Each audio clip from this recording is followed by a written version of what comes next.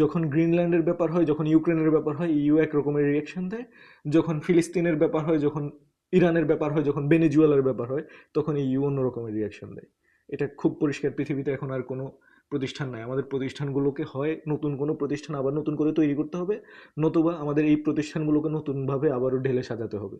অন্ততপক্ষে পার্সেন্টেজের হিসাবে অন্তত প্রধান যে রাষ্ট্রগুলো, রাশিয়া, চীন, ইউএসএ, এরা যেন সমান অধিকার রাখে এবং সমান পরিমাণে তাদের যে মানে ব্যয়, এই প্রতিষ্ঠানগুলোর যে ব্যয় তারা বহন করে, তারা যেন সমানভাবে বহন করে, এবং যাতে করে তাদের অন্ততপক্ষে তারা যেই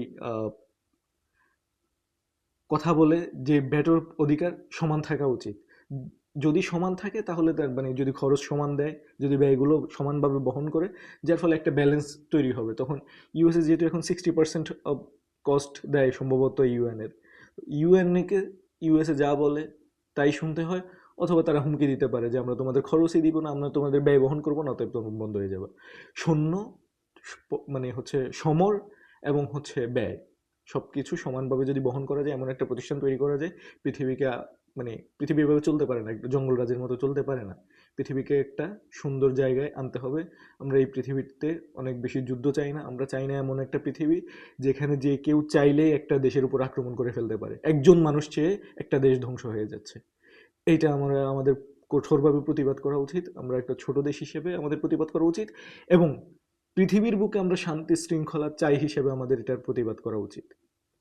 এবং আমাদের এটাও চাওয়া উচিত যে একটা মানুষের যেন অবস্থান এমন না হয়ে যায়, জীবন যতদিন ক্ষমতা ততদিন, অথবা ক্ষমতাতে ততদিন পর্যন্ত ধরে রাখবো যতদিন পর্যন্ত আমাকে কেউ শহীদ করে দিচ্ছে না, অথবা আমি ন্যাচারালি মৃত্যুর দিকে যাচ্ছি না। এটা যেন আমাদের অবস্থান না হয়।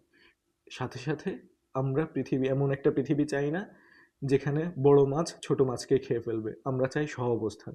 এই পৃথিবীতে সবার বেঁচে থাকার অধিকার আছে। সবার দেশ নিজেদের কালচার, নিজেদের মতবাদ, নিজেদের ধর্ম, নিজেদের জাতিগোষ্ঠী নিয়ে সবাই বেঁচে থাকার অধিকার রাখে এই পৃথিবীতে। আমাদেরকে এই পৃথিবী নিশ্চিত করতে হবে এবং এটার জন্য ফাইট করতে হবে।